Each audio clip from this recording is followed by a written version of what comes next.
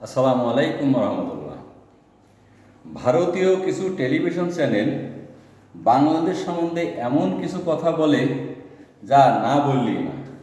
যেমন গত 5ই অক্টোবর শেখ হাসিনা পদত্যাগ করে ভারতে পালিয়ে গেল। এই নিয়ে ভারতীয় টিভি বলল কি, গণভবনে হই হুল্লোড় শুরু হয়েছে, গণভবনে তুলকালাম শুরু হয়েছে, গণভবনে চুরি শুরু হয়েছে, গণভবনে লুটপাট শুরু হয়েছে, ইত্যাদি ইত্যাদি। খরগোশের মতো লাফায় লাফায় চিল্লায় চিল্লায় বলে। কেন ভাই, তোমরা কি টেলিভিশন বাদ দিয়ে তোমাদের আওয়াজটা কি মৌখিকভাবে বাংলাদেশে পৌঁছায় দিতে চাও, যার জন্য তোমরা চিল্লায় চিল্লায় লাফায় লাফায় কথা বলো? এটা কেমন কথা? টেলিভিশন চ্যানেল সারা পৃথিবীর মানুষ দেখে, সেখানে যথাসম্ভব ভদ্রতা নম্রতা দেখাতে হয়। এখন আছে আসল কথা। ভারতীয় চ্যানেল যা বলল সেটা তার সম্পূর্ণ বিপরীত ব্যাখ্যা করা উচিত। যেমন ভারতীয় চ্যানেল বলছে লুট হয়ে গেছে। আমার প্রশ্ন ভারতীয় চ্যানেলের কাছে, কোনো জন্মে দেখছেন যে একটা বাড়িতে লুট করতে গেলে 2 কোটি লোক যায়? দেখেন নাই। কখনো দেখছেন যে লুট করতে যায় চেয়ারের ভাঙ্গা পায়া নিয়ে আসে, ফুলের টবের ভাঙ্গা কাচের অংশ নিয়ে আসে, ফুল গাছ নিয়ে আসে, মেয়েদের অন্তর্বাস নিয়ে আসে? এগুলো কখনো দেখছে? এগুলো কি লুট করতে যায়? এগুলো কি করে? এগুলা শেখ হাসিনার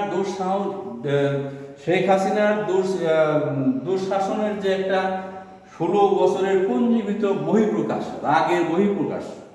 জনগণ যা করছে, প্রায় 2 কোটি মানুষ ঢাকা শহরের গণভবনে যে আচরণটা করছে, এটা লুট বলে না, এটা হরি লুট বলে না, এটা বাংলাদেশের মানুষ যে অত্যাচারিত হয়েছে তারই রাগের বহিঃপ্রকাশ। এবার আসুন আরেকটা কথা। কিছুদিন আগে শ্রীলঙ্কায় যখন এই একই ঘটনা ঘটলো, কই আপনারা তো লাফায় লাফায় চিল্লায় চিল্লায় কিছু বললেন না? বলেন না।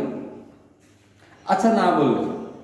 আরেকটা কথা, কয়েকদিন আগে দেখলাম একটা চ্যানেল বলছে আমাদের বাংলাদেশের প্রধান উপদেষ্টা ডক্টর ইউনূসকে নিয়ে, তার ভাষায় ডাক্তার ইউনূস পারবে এসব করতে, ইত্যাদি ইত্যাদি। আমার প্রশ্ন, আপনি কেমনে বললেন যে বাংলাদেশের প্রধান উপদেষ্টা একজন ডাক্তার? ডাক্তার আর ডক্টরের মধ্যে পার্থক্য বোঝেন না? ডক্টর ইউনূস আপনাদের ভারতের ডক্টর মনমোহন সিং, ডক্টর মোহাম্মদ শহীদুল্লাহ, এরা যে ডক্টরেট ডিগ্রি নিছে, সেই ডক্টরেট ডিগ্রি আমাদের প্রধান উপদেষ্টা ডক্টর মোহাম্মদ ইউনূস নিছে। এটা কখনো ডাক্তার নয়।